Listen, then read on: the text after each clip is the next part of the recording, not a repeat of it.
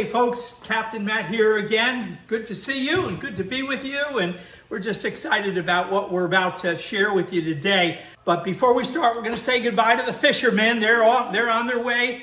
We live right on the Hudson River, so they're going to go down with their dad and do a little fishing, maybe bring back dinner for us. You never know. Do you have enough worms for them? I don't know if we have enough worms for them. Let's see. So we're at that place again where so many questions have come in that it's just time to answer them. So and a lot of good ones. We got some great questions. So Mark, my son, Jude, my grandson, and I think between the three of us, we are going to be able to answer some questions tonight, and we're just having more fun than we deserve. So Mark's going to kind of lead the way, and I just want to remind everybody is that we're worm people. You know, we're not scientists. We don't have all the answers. We're sharing with you as best we can from the experience that we've had over the past number of years as we've worked with worms, and that's not a whole bunch of years. So we've just had a lot of fun doing it, and we've also had a lot of success doing it. So we're going to do our best. All right, so the first one isn't really a question, but I think it's very important that you know, and it was from Oki King, and he said, you know you're getting old when you're considering building a shop in your backyard to make worm shit. And I think that was completely accurate. I'll tell you. You know, so. And what? Oki? Oki King. Okay, Oki. All right. Now, let me just tell you something, Oki. My dad said you don't get old until you hit 80, and I'm only going on 72. But I appreciate the humor. All right, but the first real question is from Bob Hugh, and he's from Alpine, California. He's asking, hi Matt, Bob Hugh from Alpine, California. I understand what you're saying about your breeder bins. I have a couple of questions. First has to do with the plastic you put over the top to help conserve moisture. Since I didn't hear anything in your video about drilling air holes in the buckets, do you aerate the breeder bins? I'd think that the plastic would cut off the airflow and be detrimental to the worms. Also, do you keep your bins in a lighted room or use a light on them all the time? What else keeps the worm from making the great escape? Thanks for any direction you can offer along these lines. Okay, great. Bob, great questions. What we do is when we place the plastic down, it's just sort of laying there on top. There's plenty of room for airflow around. Now, I can say that because I've gone through 2 winters without losing worms, and we just placed that there for moisture, but there's plenty of airflow that gets in. Worms are not looking for a whole bunch, but there's enough. I used to use tops, and then I did have the drill holes in the side, but having experimented with it, I felt very confident that we could just lay the plastic on. Again, it's not packed down, holding air from coming in. There's some air exchange in there. The other question is really good, and it's something that has been asked of us over and over again. I one day came out into my garage here, and on the floor I saw over 1,000 worms, and they were all dead. They had all dried up, and it had rained that night, and it was a low pressure system, and worms migrate especially when there's a low pressure system. And so I didn't know what to do, and I started reading, and I found out that light keeps them in. And so what we do is we keep lights on the bins. We have lights in that area, and they're pretty bright. They're LEDs, and they're pretty bright, and we have not had any worms escaping from the top. We've had a few dropping down from the bottom trying to escape, but nothing from the top since that. Light keeps the worms in place. Nice.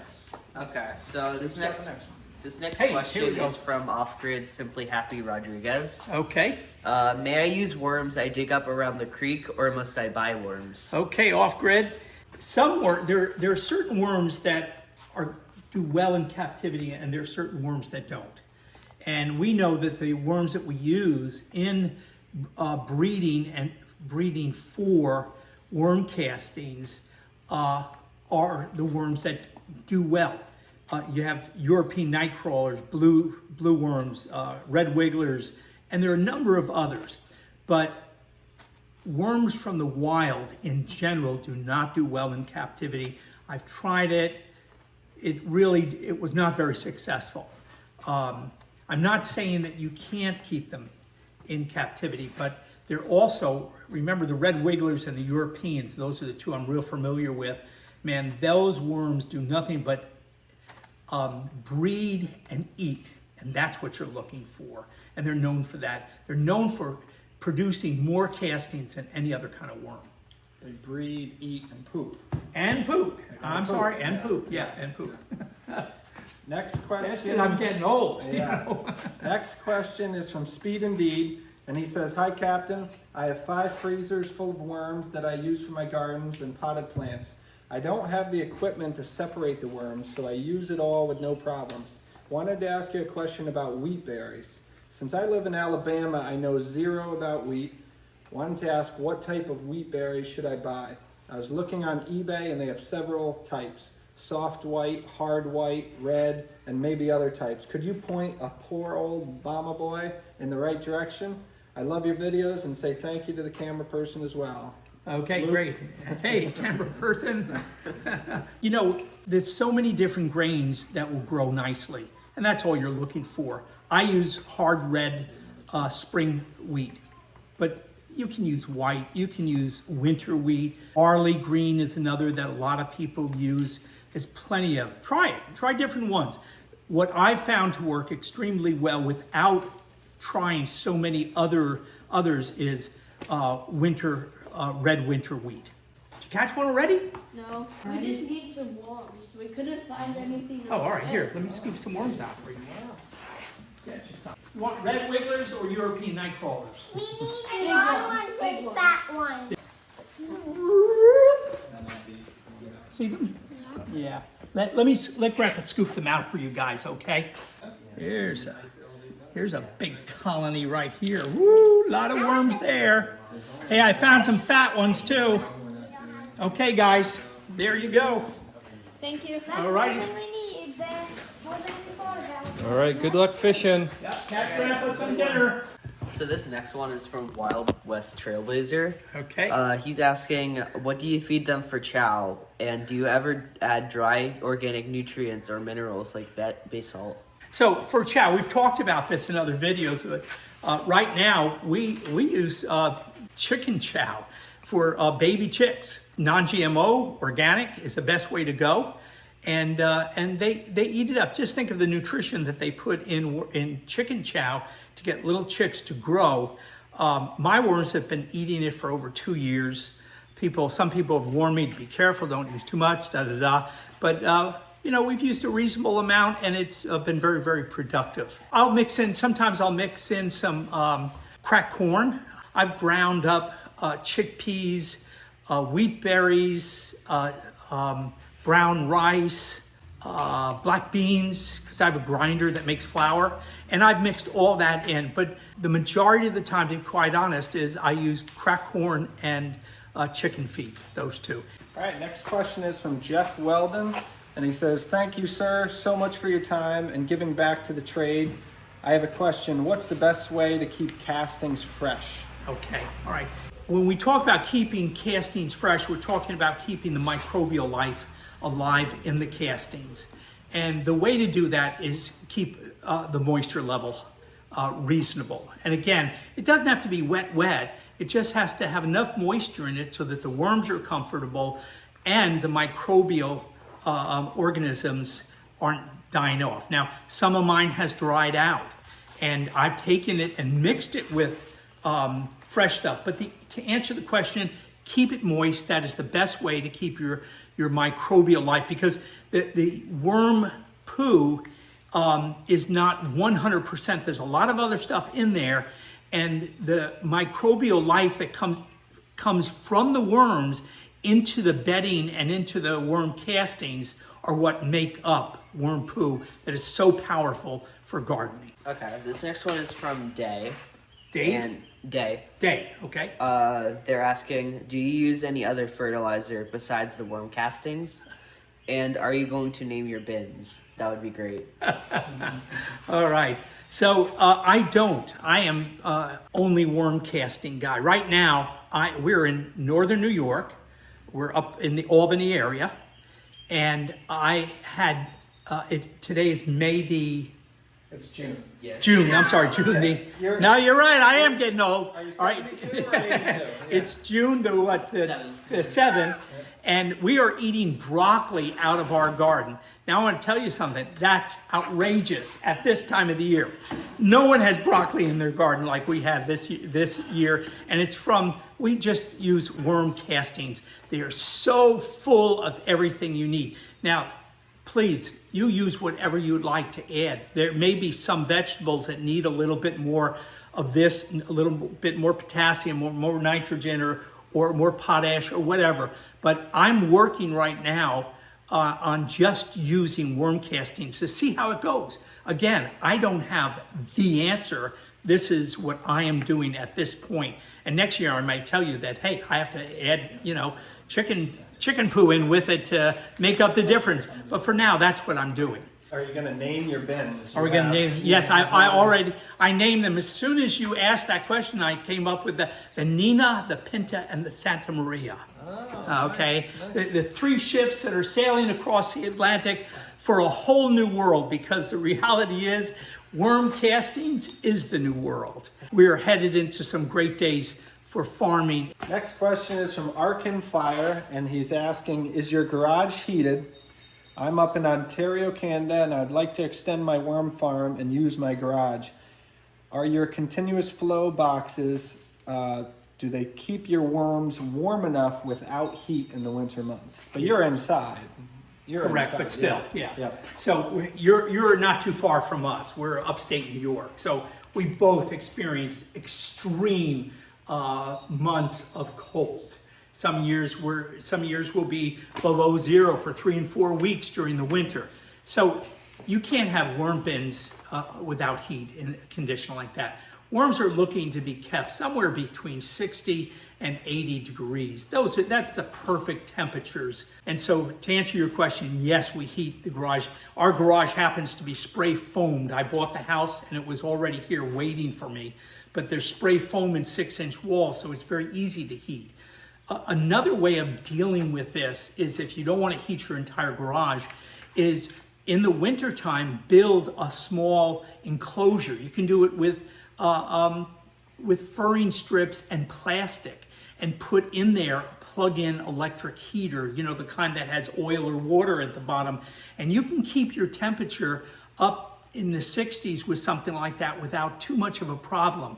Or maybe just enclose your area for your worm bin entirely with sheetrock and some insulation, and then do a little bit of heating. You don't have to heat your whole garage, but yes, you do have to heat. The worms will freeze and die. Okay, this next one is from Tez EU. Tez EU? Yeah. Hey. How do you manage flies? I've got lots of them in my area. Okay. All right. I imagine we're speaking mostly about fruit flies, because they are the #1 nuisance in with my worm bins. I went to Costco and bought a box of t-shirt bags. There's like 500 in a box, and they're these very, very thin plastic bags with handles on them. And I laid them on top of my bins, opened them up as best I could. So I take my compost from the house, instead of putting it in with the worms, I put it in those bags, and it's to attract the flies, and it attracts them by the hundreds. And I sneak up on them and grab the handles and close them up real fast. And I usually walk away with about 50% of them. The bag's so cheap, I throw the bag and the worms out in the garbage. As simple as that. And it works real well. I've had as many as 10 of them out at a time because it got out of control. But doing that brought everything back into control. Is there something that's creating all those flies, other than, or it's just compost? So you're never going to get away from it. Never going to get away from it. Yeah, Yeah, okay. yeah. Especially if you're using compost on the top, they get in there and they breed rapidly. I wish they made poo, because they breed much faster than the worms do. Yeah. All right. Next question is from TL Nelson, and he says, Captain, my worms are not eating the wheatgrass. Can you give any ideas why and how I might get them to eat the wheatgrass? One thing I've learned about worms is you cannot force feed them, TL. And I commend you for growing wheatgrass. I really do. That is so super that you're doing it. Be patient. Sometimes the wheatgrass, remember I turn mine upside down so that they do not continue to grow, because the worms are not going to eat it if it's a live growing organism. So I turn it upside down, that stops the growth, and after a while they'll get to it. Don't worry about it, they're going to eat it. It's good food for them, and they know it. I sprinkle a little food on top every now and then, if a little bit of the chicken feed up top. You'd be amazed if there's no other feed in the area. The worms, I've had handfuls of worms on top of my wheatgrass. I didn't know. You got to turn it upside down? Turn it upside down so it doesn't grow anymore. I never said that. Never thought of that, even seeing it all I the showed time. that, I think. I've showed it a few times where they're upside down. Wow. And I'm telling you, the worms devour it. Now, I've got loads and loads of worms in my bins. If you only have a few hundred or a few thousand, don't be impatient. They're going to eat it. And the more it rots, the more they're going to eat it. So keep up the wheatgrass. Good for you, man.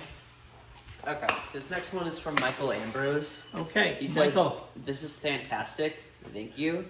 One question. In other videos, I've seen recommended dilutions much higher than what you are suggesting. Have you seen any issues with plants getting quote unquote burned unquote, but with the high concentrate?" Right. Okay. So we're talking about worm tea. Okay, here. And I'm right. This year, I've had that question asked a lot of times. I have a number of flower pots out front that I am feeding them massively. I mean, every other day I'm pouring worm casting tea that I'm making here, bubbled with oxygen and with molasses, and I'm pouring it out there, and I'm finding there's no burning whatsoever. Now, I'm really doing it to the extreme to find out, can you give it too much? And so far, I'm just getting plants that are thriving as a result of it. I have read many times not to ever worry about worm castings or worm tea burning plants. Next question is from Troy Dunn, and he says, "Do you consider your castings completely organic?" Okay, Troy, again, this is, the answer to this is what you put in is what you get out. So if I'm using leaves and wood chips that I rot down myself. Now, those leaves who knows what they've come in contact with? I don't know. But we do know something about the worms, is that a worm can eat some really miserable stuff and come out with some almost perfect stuff. I'm not concerned if it's perfectly organic, but I am concerned about what I do feed them and what I can control. I can control my feed. I can control what I'm putting in there. I can control the type of wheat berries I'm buying. But when it comes to the bedding, there's really no control. So we're doing our best. And I've always said to the organic farm folks that nothing is 100% organic, because there's always trace elements of other things. But let's just do our best to treat the worms right, because as a result, they'll treat us right and there'll be a whole bunch more production. So this next one is from Troy Don, and he was wondering if you microwave the compost to remove the vermin. Right. It would work, but the reality is we use so much of it that I would I would need a microwave about 10 times the size of what I have. The vermin work. I mean, I have no problem with bugs at all. The annoying ones are the fruit flies. I have mites in there. I've never heard of anybody that can get rid of mites. They're not going to hurt you. Keep your bins fresh and keep the rotation going. We put it on the top and we rake it off out of the bottom, and that helps keep control. Yeah, there's nothing I use to control them, and I would not have the time to microwave everything I put in there.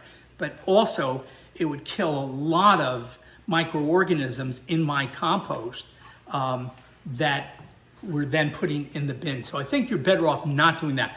I microwave the bedding for the wheatgrass simply because I cut it and drink a lot of it, and I do it in the house in the winter, and I don't want bugs growing, eggs hatching in there of different types of bugs and molds and things like that. So I just microwave the bedding for the wheatgrass. Everything else seems to take care of itself. Next question is from Sick and Tired. He says, any chance you can show us the grate you used under the big bin that you were raking out of, and do the worms not crawl out of that? So there was a three-dimensional drawing that you can actually see the grates. And Mark is the artist right there who Right. built that three-dimensional Yeah. for us. But how do you keep the worms, because the gaps are like an inch wide, how do Right. you keep the worms from just crawling Yeah. out the bottom? Yeah. And we'll put a link below this video for the drawing of the three-dimensional, so you can build your own worm bin, and you can zoom in and Yeah, see that's fine, exactly that's what fine. that looks like. Okay, so the other part of the question is, do the worms fall out? Today I shoveled at least 10 gallons of worm castings because I was out planting carrots and a few other things, carrots and cucumbers, and I spent a lot of casting. So, but my bin stays pretty moist, and after I rake it, stuff still continues to come down for a day or so. A lot of worms come down, a lot. Now, I have so many worms, I'm not concerned about it. I take them and put them all in my garden. I don't try to sift them out and put them back in because we have more than enough worms. And so we take them and they do drop down. I put lights underneath thinking maybe that would stop it. But the truth is when I rake, they're in there and we get a lot of worms that do come down.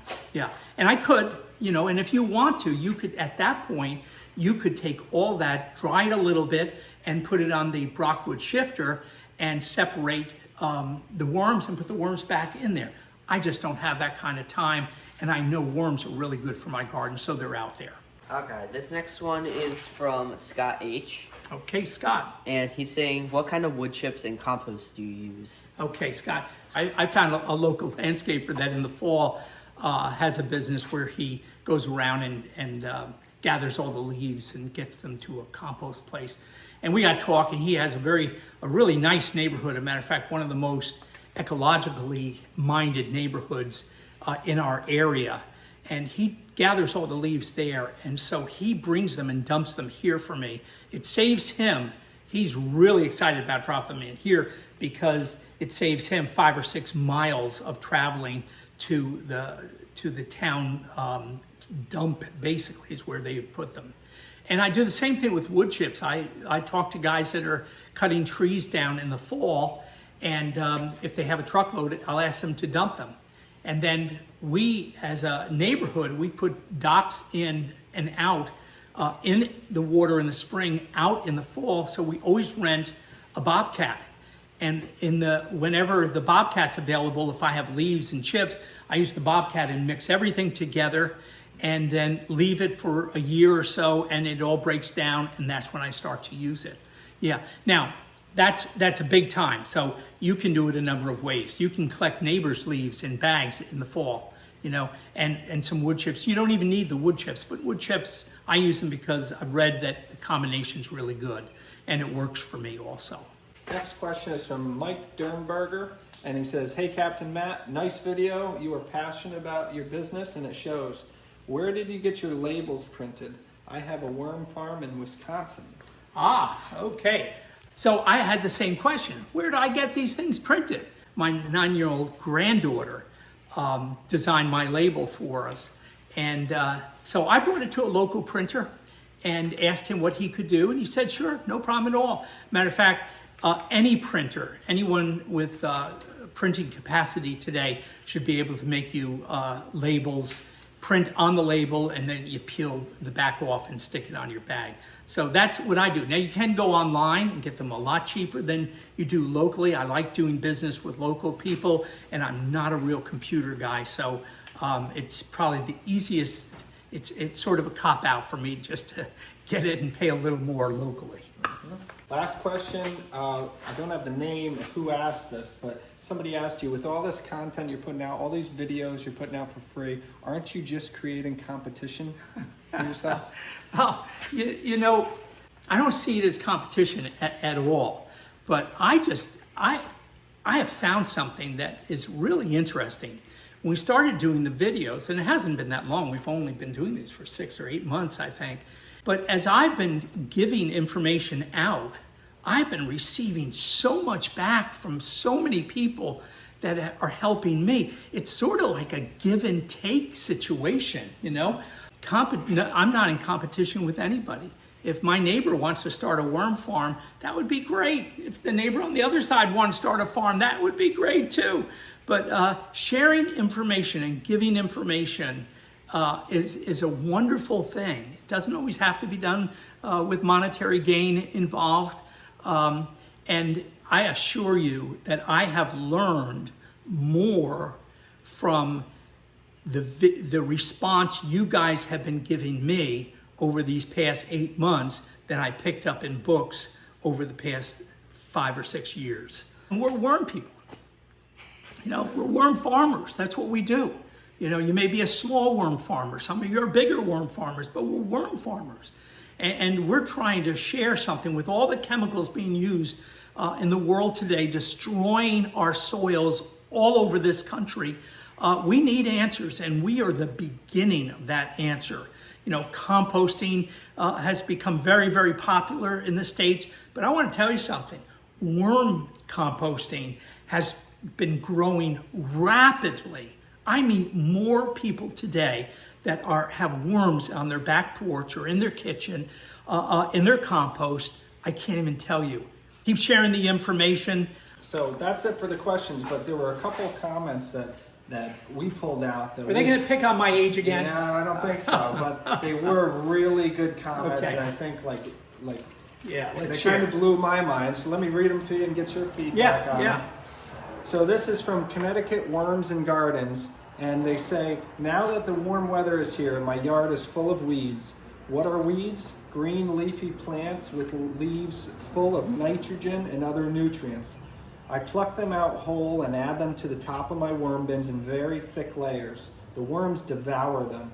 No need to grow wheatgrass when there are so many weeds for me. It also helps hold in the moisture. My urban worm bag, which is full of large African night crawlers, is living off of weeds and only weeds, and they're thriving. It's amazing how people would say worms don't eat wheatgrass, but then not hesitate to throw in lettuce or spinach or any green vegetable of any type. Wheatgrass or weeds is just another green, yummy treat for them. I thought that was like mind-blowing to me. I take my weeds and I throw them over the bank, not even thinking that they can be reused. When I read that comment from the Connecticut Worm, you know, I immediately, I was out weeding the garden, you know, and I have a crate that I weed and throw the weeds in, and then I put it in my outdoor compost. It started coming inside now, and so it was amazing. I watched it over 3 weeks. I put a lot of stringy stuff out there too. And the stringy stuff I had to pick out afterwards, but the worms went wild and ate everything off of those stems. Wow. And so in the future, what I'll do is start taking the stems off and taking all the softer wood and the softer leaves and using those on the top. Yeah, why grow wheatgrass, you know, in the summer. In the winter, hey, I'll tell you why to grow wheatgrass, because it's really good food. Yeah. But great, again, someone sharing with us, we're all learning together. Yeah. It's a wonderful thing. Next idea is from Worms for Life. And he says, the secret to getting around the top feeding and to do the set and forget for 14 to 21 days is to mix in the worm chow 7 to 4 days before introducing the worms. The fresher the compost is, the longer it takes to cool back down. The chow is generally between 1 1/3 to 1 1/2 cup per 2.5 gallons. So what do you think about that when you're mixing in your bedding, like putting the chow right in? Who was that again? That was from, let's see here, Worms for Life. Worms for Life, yeah, okay. Excellent. You inspired me, to be quite honest. And I've been asking around, who knows what the right mixture is if I start mixing it in? And I've tried it a few times and my bins got too hot and I had the worms in there and I lost some worms and I stopped doing it and I went back to top feeding. But as a result of your information, we are going to work on that and we're going to come up and we're going to do a video once we get, you know, I believe you've given us honest and good information. We're going to test it. And once I test it, then we're going to share that, because I know that to be able to put feed all through a production bucket, okay, and keep it for 2 weeks and let the worms lay the eggs and have the food in the soil. I know that's how the professionals do it. I hadn't yet figured it out, and those that did know are a little bit hush-hush about it. So I appreciate your input there, and thank you for that, because we've been looking for that answer. Thank you. Yeah. No, that's awesome. That's all of the comments that people posted, but that's just great when other people, somebody asks a question and before you can even get to it, other people are answering it. Yep. I mean, that's just incredible when people start helping, everybody starts helping everybody. It's unbelievable. I caught a big fish. You caught a big fish, where? Oh my goodness. Who got it? Who got it? Patrick. Oh, Patrick? Oh my goodness, look at that. What kind of fish? Is it a bass? Yeah, That's a big bass. That was caught with Captain Matt's Captain worms. Matt's worms. yeah. Wow, guys. Wow. Yeah, don't let him bite your finger off. Oh no, it's only a bass. I'm gonna wash. And what would happen Wow. if you put that Let me back in the see. worm bin? What's that there? Wow. Wow. Yeah, that's a beauty. Yeah. That is a beauty. Who wants dinner? So those worms. It's Yeah. those worms. All right, guys. Captain Matt's worms will give you this. So that was it for the input that people gave, but there's a link on all the bottom of the videos that's the Buy Me a Coffee link, and quite a few people have bought me a coffee. And so we just wanted to give a shout out to those people, Steve Johnson, Teresa, and Relief Farms all bought a round of coffees for everybody. I gotta be honest, it's more like a round of beer, but it all works. We got juice for the kids, but thank you guys very much. That is awesome. that Yeah, you it guys really did is. that, I don't know where that came from, but it's a thing. But don't forget, guys, at the bottom of the page, you have plenty of links down there. Ask questions, write questions in, and again, we'll answer them every 5-6 weeks, and try to do this over and over again. But this is how we're all going to learn. And again, thank you for what you have. Even your questions have made me think, and your questions have made me wonder: am I doing it right? Am I giving everybody what I can? The other thing to be aware of is that I'm just a guy. I'm just a worm farmer that's trying to learn to do it the best I can, and so we're just sharing what we can with you. Worm people, we're gonna stick together. Yep. Did you hear that? This kid, he's the carpenter in the family, and he's telling me worm people need to stick together, and we do, because you have so much to offer me, and I have so much to offer you, and we're just so grateful and thankful for it. So until next time, folks, thanks so much. It inspires me to just keep going. So thanks and good night. Hey Doc, how you doing? You all right? Hey Santa Maria, good to see you today. Yeah. Oh my goodness. I've got a mule, his name is Chow. 15 years on the Erie Canal. She's a good old worker and a good old cow. 15 years on the Erie Canal.